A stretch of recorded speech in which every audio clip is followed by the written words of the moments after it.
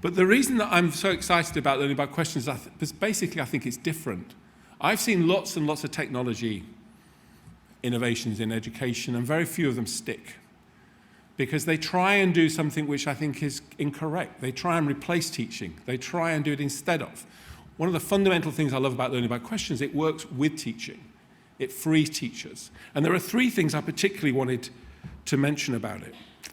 The first, I think it supports teacher workload, and we cannot overestimate how important that agenda is. It's very worrying and troubling as someone who's had a full and wonderful career in English education to know that of those NQTs that starts working with us this September, on the current trajectory, something like 1 in 3 of them won't be in the profession in 5 years.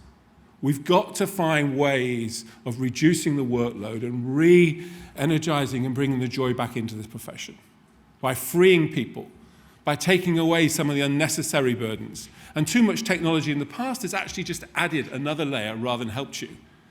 We're in many ways an undisrupted profession. Many professions have found a way of using the technology to reduce, take out some of the tasks. We've just added more burdens. Learning by questions doesn't do that. It frees teachers in all sorts of ways I'm going to talk about in a bit more. It shares the burden with teachers, so they can spend more of their time doing what matters most, focusing on and working with the children directly.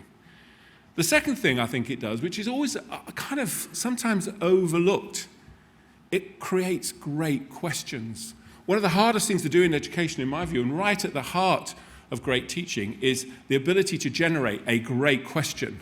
There's nothing worse than observing a lesson and watch a teacher try and make questions up on the run. It's kind of difficult to do. And that's a huge task. That's a kind of weekend, Sunday task, creating these banks of questions, or just relying slavishly on a textbook where it's done for you. What learning by questions does, of course, is create thousands. There are 60,000 questions that you then organize into sets, or organize the sets for you, that you manipulate as a teacher, that you supplement as a teacher. So you've got this resource to start with. And the questions are very carefully crafted and authored by many ex-teachers, and I'm going to talk to Dave about that later on.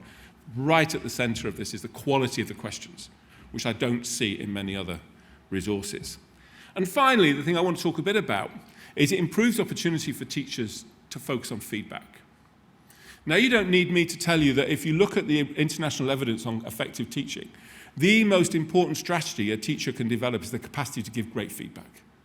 But giving great feedback is difficult. And the rub on feedback, of course, and the evidence is clear here, is feedback can go both ways. It can either improve the quality of education for children, or bad feedback can make it worse. So how do you get great feedback? How do you continually hone your skills to give great feedback? So I want to talk about feedback in a minute. But the other reason, so that's my first sort of clutch of reasons. It does the right things in the classroom. And that's where it comes to life for me in classrooms. And I've had the joy of watching it being handled and used by fantastic teachers.